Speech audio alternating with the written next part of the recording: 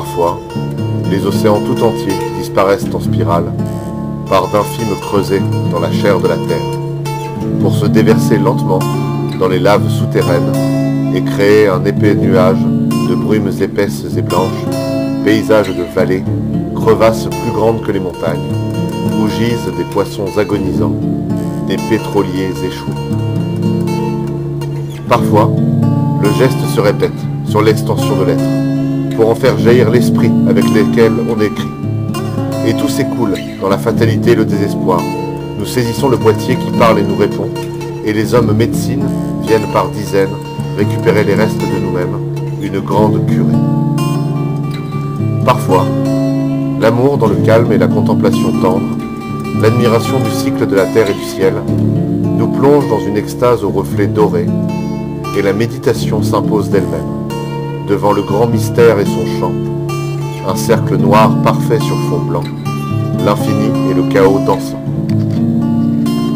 Parfois, on ne trouve plus ses mots, ni ses gestes, ni ses paroles, la paralysie, le désordre des pensées, le choc.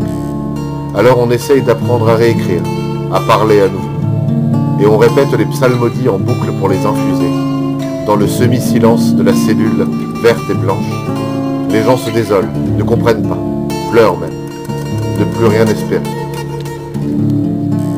Parfois, les avions fauchent dans leurs hélices des nuées d'oiseaux. Des enfants marchent avec des pains de C4 dans le cœur et des AK-47 au bout des poignets, des mines sous les pieds. Les animaux en batterie répètent en chœur le requiem de Mozart, des slogans et des marches de guerre dans les bibliothèques. Les échos réverbérés d'une guitare de fausses notes, je déglutis en silence. Parfois, le mari frappe la mariée devant l'autel et le prêtre. Des acteurs et des passants simulent la vraie vie. Le téléviseur s'éteint tout seul et bouscule son spectateur. La caméra filme les cadavres et les seins et le dos courbé. Les enfants jettent des pierres sur les ambulances. L'archer brisé en deux, les doigts brûlés à l'exercice. La vie est un temple assiégé.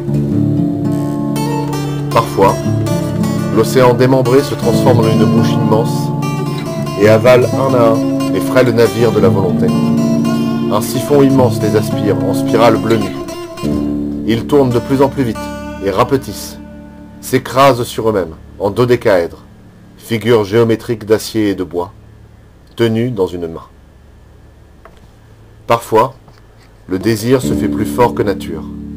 Les pulsions éclatent, en mille étincelles, tourbillons, papillons étincelants, et la danse charnelle nous saisit en vagues brûlantes, corps à l'unisson, l'espace d'instants inédits. Le plaisir nous fait oublier notre dépendance, à ce monde d'objets, ce décor de théâtre, orgasme libérateur.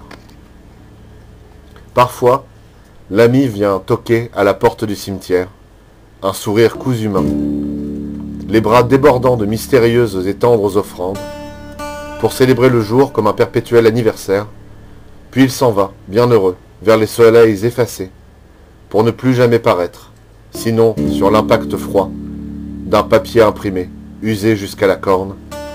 Je détourne la tête. Et parfois, je pleure.